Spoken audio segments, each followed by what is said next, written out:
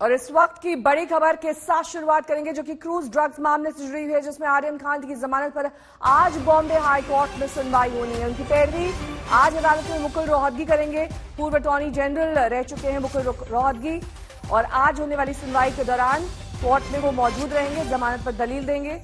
Sessions court ने आर्यन खान की जमानत याचिका खारिज कर दी थी, लिहाजा वो आर्थर रोड जेल से बाहर नहीं आ सके। अन्य सभी आरोपियों की जमानत पर भी आज सुनवाई की जानी है। हालांकि एनसीबी ने साफ कर दिया है कि वो आरोपियों की जमानत का विरोध करेगी।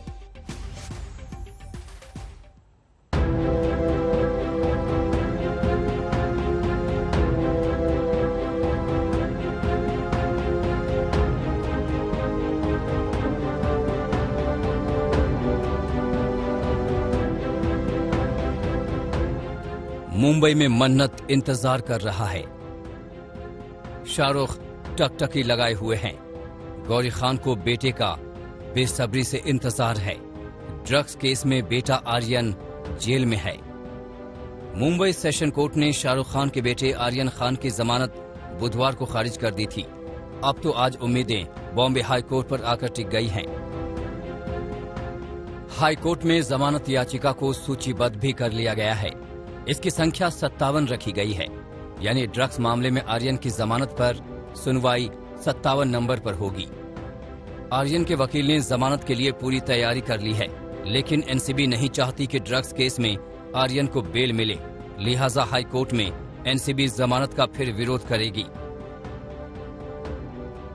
क्रूज ड्रग्स केस में एनसीबी ने आर्यन को 3 अक्टूबर को गिरफ्तार किया था। फिलहाल वो मुंबई के आर्थर जेल में बंद हैं। आर्यन के साथ उसके दोस्त अरबाज मर्चेंट की जमानत पर भी आज सुनवाई है। हाईकोर्ट में अरबाज की जमानत याचिका का क्रमांक 64 पर सूचीबद्ध है। अरबाज के पिता असलम की माने तो दोनों बच्चों के साथ अन्याय हो रहा है। एंजाइटी है, बच्चा है, एंजाइटी है, नींद नहीं आती है।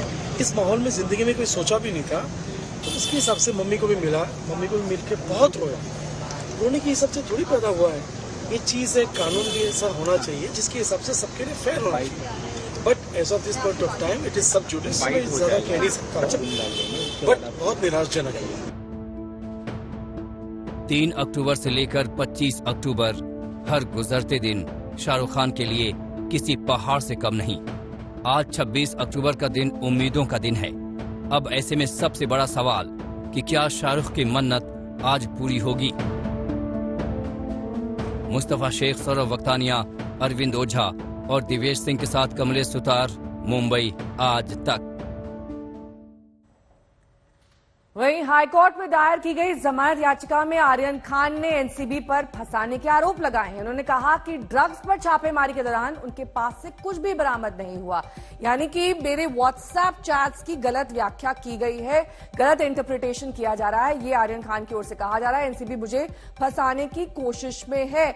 हालांकि ये तमाम दलीलों के बावजूद एनसीबी अब जमानत का विरोध कर रही। क्रूज पर छापेमारी में मुझसे कुछ भी नहीं मिला, यानी कि जो सब्सटेंस अब्यूज की बात की जा रही है, कोई भी सब्सटेंस आर्यन खान के पास से नहीं मिला। किसी भी अन्य आरोप से मेरा संबंध नहीं है। याचिका में आर्यन खान की तमाम दलीलें, तमाम सफाइयां चल रही हैं। सिर्फ अरबाज मर्चेंट अचिक को जानता हूं, ये आर्यन खान की ओर से कहा जा रहा है। अरविंद ओझा मेरे सहयोगी इस वक्त तमाम जानकारी के साथ मुंबई से जुड़ गए हैं। अरविंद, देखिए 97 नंबर पर आज याचिका पर सुनवाई होगी, लेकिन बहुत संभव है कि आज कोई फैसला ना हो, क्योंकि दोनों तरफ से जब दलीलें दी जाती हैं तो लंबा वक्त लगता है।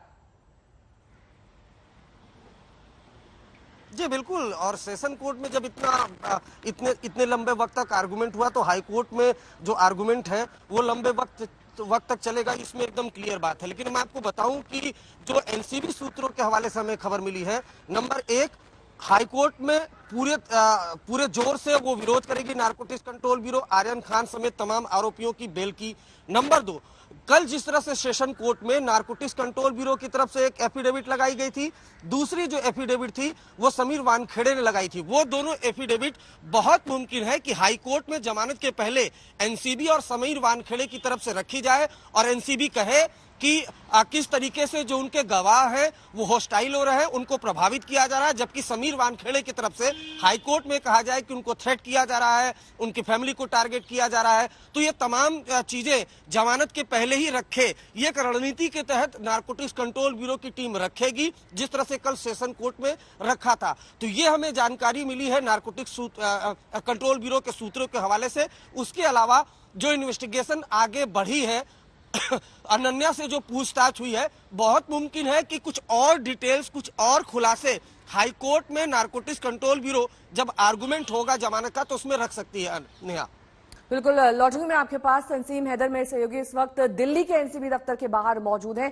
तंसीम, देखिए अब ये पूरा पैरेलल मामला चलने लगा है, ये पूरा मामला समीर वानखेड़े को लेकर भी वहां पर यह कहा जा रहा है कि समीर वानखेड़े के समर्थन में पोस्टर लगा दिए गए, क्या जानकारी है? जी देखिए, एनसीबी दफ्तर के बाहर सुबह करीब 8 साढ़े 8 बजे के वक्त कई तमाम लोग आए जिन्होंने एनसीबी दफ्तर की जो ये 4 दीवारी है इसके बाहर पोस्टर लगाए जिसपे लिखा समीर वानखेड़े को सलाम और जनता आपके साथ है, झुकना नहीं है, फर्ज निभाओ नीचे लिखा है कि हिंदू सेना ने ये पोस्टर लगाए हैं। तो जाहिर है कि ये इस पूरे मामले को एक दूसरा रंग देने की, पॉलिटिसाइज करने की कोशिश शुरू से ही हो रही थी। जब से आर्यन खान की गिरफ्तारी हुई थी, एनसीपी सामने आई, उसके बाद अब इस तरह के जो पोस्टर हैं वो यहाँ लगाए गए हैं। लेकिन ये मामला चूंकि बहुत ही गंभीर है और गंभीर आरोप लगाए गए हैं, तो जाहिर है कि आज एनसीबी, चूंकि समीर वानखेड़े दिल्ली आ चुके हैं कल रात ही, तो आज ऐसा माना जा रहा है कि उन्हें यूपीएससी जाना है 10:30-11 बजे, उनका कोई वहां पे एक टेस्ट है, उसके बाद वो यहाँ पे एनसीबी आएंगे। एनसीबी के दफ्तर में अरविंद ओझा भी लगातार जुड़े हुए हैं। ड्रग्स मामले में जांच का शिकंजा कसने के बाद अब एनसीबी के जोनल डायरेक्टर समीर वानखेड़े ही सवालों के घेरे में हैं। उन पर 25 करोड़ की डील में शामिल होने के आरोप लगे हैं, फर्जीवाड़ा करने के आरोप लगे हैं। अब गेंद एनसीबी के पाले में है, जांच बिठा दी गई।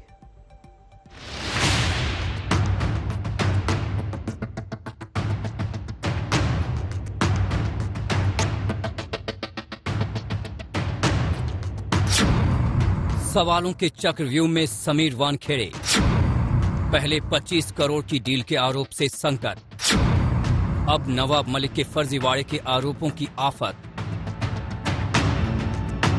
क्या सच है, क्या झूठ है? क्रूज ड्रग्स मामले के खुलासे के बाद टारगेट पर हैं समीर वानखेड़े और उनके इर्द गिर्द सच झूठ के सवालों का सिलसिला भी शुरू हो चुका है। सवाल क्या हैं और सवाल उठने वाला है कौन, ये भी जान लीजिए। चश्मदीद प्रभाकर शैल ने 25 करोड़ की डील जैसे गंभीर आरोप लगाए, तो महाराष्ट्र के मंत्री नवाब मलिक ने आरोपों की झड़ी लगा दी। अपने सबसे नए आरोप में उन्होंने वानखेड़े पर नौकरी में फर्जीवाड़े का आरोप लगा दिया। गाड़ी में इतना ही चल रहा था कि 25 का बॉन्डल लास्ट 18 में फाइनल कर, 8 अपने को वानखेड़े को देना है, 10 अपने को बांट लेना करके। अच्छा, 25 मतलब क्या? 25 लाख कितना? 25 सीआर, 25 करोड़ रुपया। क्या 25 करोड़ का बॉम्ब डालो, क्या बोला उन्होंने? हाँ, बॉन्ड डाल, लास्ट 18 तक फाइनल कर, 8 वानखेड़े साहब को देना है, बाकी का हम लोग को रखना। समीर दाऊद वानखेड़े ये एक फर्जी व्यक्ति है। बर्थ सर्टिफिकेट उनका समीर दाऊद वानखेड़े का है। बर्थ सर्टिफिकेट में टेम्परिंग करके जो उनके पिताजी ने धर्मांतर करने के बाद नाम बदला था, उसे फिर दुरुस्त किया। 25 करोड़ की डील वाले आरोपों को लेकर वानखेड़े पर एनसीबी ने जांच भी शुरू कर दी है। अब एक दिन पहले ही एनसीबी के चीफ विजिलेंस अधिकारी ने जानकारी दी कि विभागीय जांच के बाद रिपोर्ट डीजी को सौंपेंगे। ये जो तथ्य सामने आया है, इसकी भी हम लोग जांच करने के लिए ओपन है और बहुत ट्रांसपेरेंट तरीके से जांच की जाएगी। मैं सिर्फ इतना कहना चाहूंगा। आखिरी सवाल सर, क्या समीर वानखेड़े जी अभी हम कह सकते हैं कि अपने पद पे बने रहेंगे और जांच इसी तरीके से चलती रहेगी आगे? मैं फिर रिपीट करूंगा कि इस स्टेज पे ये कहना प्रीमेच्योर होगा। We'll take a call as the inquiry progresses. बढ़ते विवाद के बीच कल देर शाम जोनल डायरेक्टर समीर वानखेड़े दिल्ली पहुंच गए। माना जा रहा है कि वो आज एनसीबी के डायरेक्टर से मुलाकात कर सकते हैं और सफाई दे सकते हैं। हालांकि तलब किए जाने के सवाल को उन्होंने दिल्ली पहुंचने पर खारिज कर दिया। सर, लेकिन जो ये भी आरोप लगा कि आपने फर्जी दस्तावेजों के आधार पर नौकरी पाई, उस पर क्या कहना है आपका? सर, रुक कर। एक minute. Okay sir, we will give proper answer to everybody. Nawab Malik के फर्जीवाड़े के आरोप और मजहब को लेकर सवाल उठाने पर समीर वानखेड़े ने कोर्ट का रुख कर दिया है। उन्होंने हलफनामा दायर कर ड्रग्स केस की जांच प्रभावित करने की कोशिश का आरोप लगाया है। मुंबई से मुस्तफा शेख और मुनीश पांडे के साथ हिमांशु मिश्रा, दिल्ली आज तक। तंजीम हैदर का रुख कर लेंगे। तंजीम, क्या जानकारी? जी देखिए, जैसा कि हमने बताया था कि एनसीबी दफ्तर के बाद बाहर ये पोस्टर्स लगे हुए हैं। मैं चाहूंगा कि हमारे कैमरा पर्सन दिखाए कि ये पूरी जो जितनी चारदीवारी है एनसीबी का जो दफ्तर है उसके बाहर ये पोस्टर लगाए गए हैं जिसमें लिखा है समीर वानखेड़े को सलाम, और ये हिंदू सेना की तरफ से ये पोस्टर्स लगाए गए हैं यहाँ पे। तो जाहिर है ये जो मामला है, शुरू में चूंकि एनसीबी ने इसको उठाया, उसके बाद अब हिंदू सेना इसमें आ गई है और कुछ और आप सोशल मीडिया देखें तो उसमें भी समीर वानखेड़े के पक्ष में विपक्ष में दोनों तरफ से लोग अपने अपने चीजें अपनी अपनी बातें कह रहे हैं। लेकिन उससे अलग जो बात है, इन्वेस्टिगेशन की बात है, जो जांच की बात है, उसमें दो अलग अलग मसले हैं। एक ड्रग्स केस की जांच चल रही है, दूसरा समीर वानखेड़े के खिलाफ जो शिकायत की गई है एनसीबी दफ्तर में। जाहिर है कि अफसर आज उस जांच का मंथन करेंगे। समीर वानखेड़े भी यहां पहुंचेंगे 10 बजे के बाद। तो ऐसा माना जा रहा, समीर वानखेड़े ने यह बात बोली थी कि वो उनको तलब नहीं किया गया है, एक रिव्यू मीटिंग है जिसके वजह से वो दिल्ली एनसीबी दफ्तर आ रहे हैं। लेकिन ये अंदर की बात सूत्र बता रहे हैं कि उनसे इस जांच से जुड़े जो उनके ऊपर आरोप लगे हैं उसके बारे में भी पूछा जाएगा। ठीक है, नजर बनाए रखिए। 10 बजे यहाँ पर ये कहा जा रहा है कि समीर वानखेड़े पहुंचेंगे और मुलाकात करेंगे। लेकिन इस बीच मंत्री नवाब मलिक के आरोपों को लेकर समीर वानखेड़े के परिवार ने पलटवार किया। उन्होंने हर सवाल का जवाब दिया। आज मेरे फादर इन लॉ जो 70 साल के हैं, आज अपनी फाइलें लेके बैठे हैं, सारे ओरिजिनल डॉक्यूमेंट्स बता रहे हैं कि ये मेरा सर्टिफिकेट है, ये यहाँ पे लिखा है कि हम हिंदू हैं, ये यहाँ पे लिखा है कि मेरा नाम है ज्ञानदेव कचरूजी वानखेड़े, और Sameer is a born Sameer Gyandev Wankhede जो एक हिंदू आदमी है। ये सारी चीजें आज हमें प्रूव करनी पड़ रही है, और वो किस लिए? सिर्फ समीर की ईमानदारी की वजह से, सिर्फ जस्ट बिकॉज कि वो ईमानदारी से अपना काम कर रहा है और उसके ऊपर कोई भी दूसरा दबाव काम नहीं कर रहा। उसको वानखेड़े फैमिली से क्या तकलीफ है? आप उसने कभी पूछा कि वानखेड़े फैमिली से आपको क्या तकलीफ है? समीर वानखेड़े ने आज तक, जैसा डिपार्टमेंट से लगा 15 साल हुआ, कभी भी आज तक कोई इंडिया में उसके ऊपर नाम नहीं उठाया। ना बॉलीवुड, ना हॉलीवुड, ना साधारण पब्लिक, ना पैसे वाले लोग, कोई आज तक नाम नहीं उठाया। तो ये भाई साहब को क्या तकलीफ है वानखेड़े फैमिली से, समझ में नहीं आता। उधर आर्यन खान की रिहाई के लिए 25 करोड़ की उगाही की कोशिश वाले आरोप में गिरा किरण गोसावी अब भागा भागा फिर रहा है। उसके बॉडीगार्ड प्रभाकर ने आरोप लगाया कि गोसावी ने सैम डिसूजा के साथ मिलकर 25 करोड़ की उगाही की कोशिश की। इन आरोपों के 24 घंटे बाद गोसावी ने लखनऊ में सरेंडर की कोशिश लेकिन नाकाम रही। इसके लिए गोसावी ने यूपी पुलिस पर आरोप लगाए। किरण गोसावी बोल रहा हूँ। हाँ तो सर मुझे यहाँ क्यों आएंगे जी? यहाँ क्यों आएंगे? मरियाव क्यों जाएंगे जी? मरियाव क्यों जाएंगे सर? मुझे जरा सरेंडर होना है सर। क्या सरेंडर होना है सर? यहाँ क्यों सरेंडर होना है जी? मरियाव में क्यों सरेंडर होना है सर? क्योंकि नजदीक का पुलिस स्टेशन यही है मेरे लिए। नहीं, ऐसा नहीं है जी। आप कहीं और देखिए, आप कहीं और देखिए। वहीं आपको बता दें कि इस पूरे मामले में लखनऊ के जिस मडियाहू थाने में गोसावी सरेंडर करने की बात कर रहा था और पुलिस पर आरोप लगा रहा था, वहां के एसएचओ का कहना है कि मैं किसी किरण गोसावी को नहीं जानता। किरण गोसावी ने कहा है कि उसकी आपसे बात हुई। मैं किसी किरण गोसावी को नहीं जानता हूं। आपसे बात हुई उसकी? मैं नहीं जानता हूं मुझसे किसने बात किया है। किसी किरण गोसावी के बारे में मेरे पास कोई इंटीमेशन नहीं है और ना मैं उसके बारे में कुछ जानता हूँ। किरण गोसावी का कहना है कि उसने आपको कॉल किया और उसके बाद क्यों कह रहा है वो अपने हिसाब से बोल रहा है कि मुझे कोई जानकारी। आपके पास कोई कॉल ऐसी आई किरण गोसावी? कॉल मेरे पास बहुत सारी आ रही है, लेकिन किसकी कॉल है, कौन किरण गोसावी है, किसने कॉल किया, मैं नहीं जानता। किरण गोसावी के नाम से कोई कॉल आई? किरण गोसावी के नाम से कोई कॉल आई? सर मैं जिस आदमी को जानता नहीं हूँ तो मुझे क्या मालूम कि कौन से कौन बात कर रहा है। नहीं, परिचय सही दे रहा है गलत दे रहा है, मैं कैसे बोल सकता हूँ फोन पे। अगली खबर का रुख करेंगे। जम्मू कश्मीर दौरे के आखिरी पड़ाव पर पुलवामा पहुंचे गृह मंत्री अमित शाह ने आज सुबह वहां शहीद जवानों को श्रद्धांजलि दी। कल ही वो लेथपुरा पहुंचे थे, जहां 2019 में आतंकी हमले में 40 जवानों की शहादत हुई थी। गृह मंत्री ने जवानों के साथ खाना खाया और रात भी वहीं बिताई।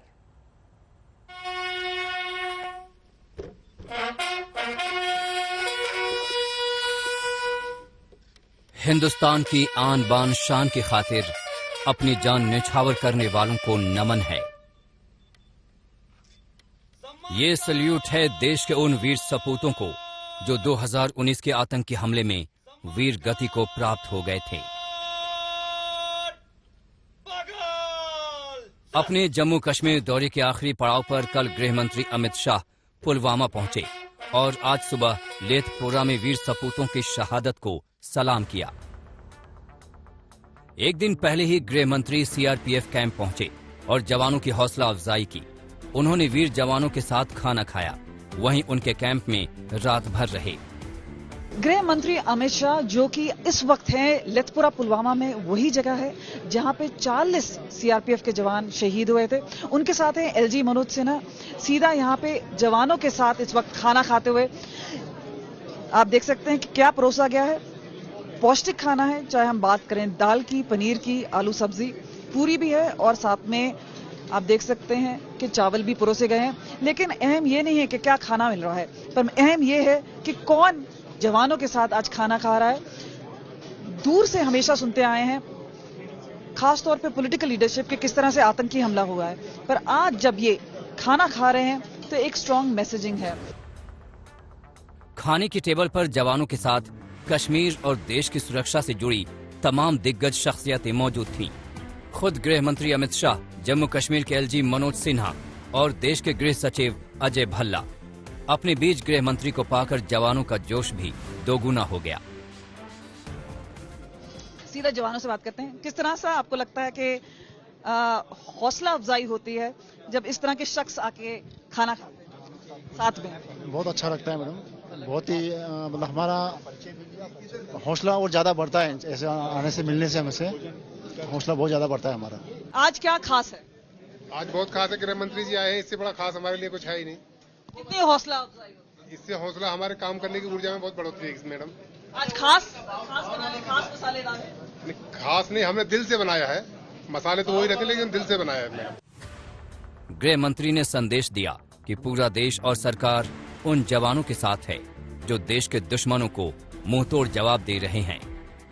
मैं मानता हूं कि आप लोग -43 डिग्री टेम्परेचर से +43 डिग्री टेम्परेचर में राउंड द क्लॉक 24 घंटे देश की सुरक्षा के लिए अलग अलग जगह पे मुस्तैद है। इसीलिए रात को देश सो सकता है, इसीलिए देश चैन की नींद सो सकता है।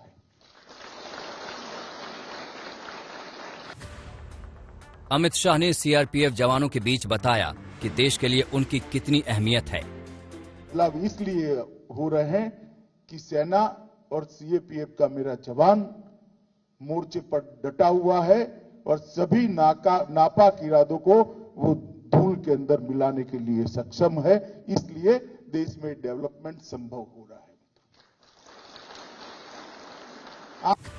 बात आतंकवाद पर भी हुई। गृह मंत्री ने जवानों के जज्बे को सलाम किया और बता दिया कि आतंकवाद और आतंकियों की खैर नहीं।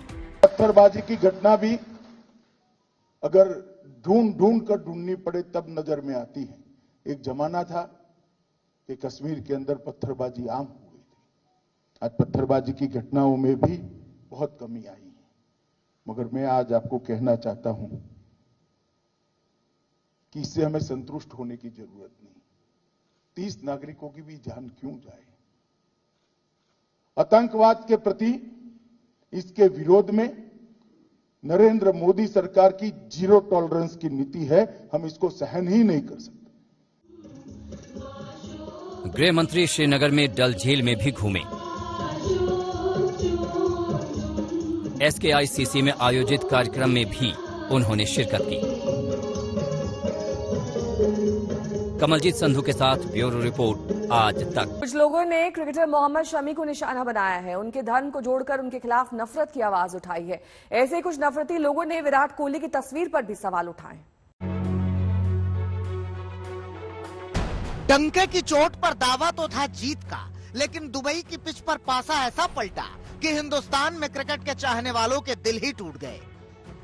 हार की हताशा के बीच शुरू हुआ मुकाबले का विश्लेषण, जो समुदाय विशेष से नफरत तक पहुंच गया। जिस टीम इंडिया की जीत के लिए प्रार्थना की जा रही थी, दुआएं पढ़ी जा रही थी, एक मैच की हार ने उसी टीम के खिलाड़ी मोहम्मद शमी को कुछ लोगों के टारगेट पर ला दिया। सोशल मीडिया पर मोहम्मद शमी पर ऐसे तंज हुए जो खेल भावना के खिलाफ हैं, बेहद शर्मनाक हैं। और जब मैच में हार के लिए पूर्व साथी खिलाड़ी को यूं निशाना बनाया गया तो बीजेपी सांसद गौतम गंभीर का भी गुस्सा फूट पड़ा। जाती नहीं है, बहुत शर्मनाक चीज है ये कि जो हिंदुस्तान के लिए खेलता है, जो हिंदुस्तान के लिए अपना खून पसीना बहाता है, जो हिंदुस्तान के लिए मेहनत करता है, जिसने हिंदुस्तान के लिए इतने लंबे समय तक खेलता आया है, कई इतने मैच इंडिविजुअली भी जिताए हैं, अगर एक मैच किसी का खराब हो जाए उसके बाद क्योंकि वो किसी पर्टिकुलर कम्युनिटी के है उसको टारगेट करना बहुत शर्मनाक चीज़ है। ऐसे इस देश में बिल्कुल नहीं होना चाहिए और हम सब उनके साथ हैं, मोहम्मद शमी के साथ हैं, पूरी भारतीय टीम के साथ हैं और आखिरी दम तक रहेंगे क्योंकि यही वो भारतीय टीम है जिसने हमारे को इतनी बड़ी बड़ी जीत दिलाई भी है। अगर आप एक मैच हार जाएं और वो भी अगर किसी एक इंडिविजुअल को टारगेट करें, ये बहुत खराब चीज है। मोहम्मद शमी के खिलाफ नफरती पोस्ट के बहाने सियासत भी शुरू हो गई। वो वैसी विवाद में कूद पड़े और मजहब वाला राग छेड़ दिया। भाई खेल में तो जीत हार होती है ना, कोई टीम जीतती है कोई हारती है, तो इसमें एक मोहम्मद शमी को टारगेट करना ये बताता है कि हेट्रेड, रेडिकलाइजेशन और कम्युनलाइजेशन कितना बढ़ चुका है और कौन फैला रहा है इसको। ये तो जवाब देना पड़ेगा। क्या बीजेपी की सरकार कंडेम करेंगी उन लोगों को जो आज एक 11 में से एक प्लेयर को जो सोशल मीडिया पे उसको ट्रोल किया जा रहा है, उसको अनाप शनाप उसके बारे में बकवास बका जा रहा है। ये शर्म की बात है, अफसोस की बात है। मोहम्मद शमी पर शर्मनाक टिप्पणी करने वाली की सोच के बारे में कुछ कहना बेकार ही है, लेकिन ऐसे लोगों को एक तस्वीर दिखाने की जरूरत है जो शायद उनकी समझ का आईना बन सके। जब जोश में डूबा हिंदुस्तान भारत की जीत के लिए नारे लगा रहा था तो यही जज्बा यूपी के शामली में मोहम्मद शमी के घर पर भी था। हर किसी की जुबान पर दुआ थी कि पाकिस्तान के खिलाफ शमी कमाल कर जाए, लेकिन क्रिकेट तो अनिश्चितताओं का खेल है और जब यही अनिश्चितता शमी के खाते में आई तो उसके साथ खड़े होने के बजाय कुछ लोगों को उनका धर्म नजर आने लगा। पाकिस्तान के मुकाबले को लेकर अलग बखेड़ा हुआ। पंजाब के संगरूर के इंजीनियरिंग कॉलेज में भी यही देखने को मिला, जहां आरोप लगा कि भारत की हार के बाद पाकिस्तान के समर्थन में नारेबाजी की गई, जिसे लेकर यूपी, बिहार और कश्मीर के छात्रों में बवाल हो गया। दो ग्रुपों का आपस में था, कोई ज्यादा नहीं था, सिर्फ मैच को जब देख रहे थे तब कोई आउट हो रहा था या कोई रन बन रहे थे, उस टाइम दोनों पार्टियों का जोश चल रहा था। तो उस समय थोड़ा बहुत इनका आपस विवाद हुआ था, उसको ये नहीं कह सकते कि बहुत ज्यादा इशू कोई था, जैसे जोश में लड़के का हॉस्टल में रहने वाले, तो वो अब सॉर्ट आउट हो चुका है। ऐसे लोगों को मैच के बाद की ये तस्वीर भी देखनी चाहिए कि किस तरह पाकिस्तान के खिलाड़ी भारतीय कप्तान कोहली को गले लगाए हुए हैं, लेकिन ये शानदार तस्वीर भी कई लोगों की आंखों में कांटों की तरह चुभ गई। गौतम गंभीर ने ऐसे नफरती लोगों को जवाब दिया। देखिए, उसमें कोई खराबी नहीं है। मैच आप अंदर जब जाते हैं तब जीतने के लिए जाते हैं। मैच से पहले क्या होता है, मैच के बाद क्या होता है, अगर आप किसी से हाथ मिलाते हैं, अगर आप किसी के गले मिलते हैं, अगर आप किसी को कॉन्ग्रेचुलेशन करते हैं तो उसमें कोई खराबी नहीं है।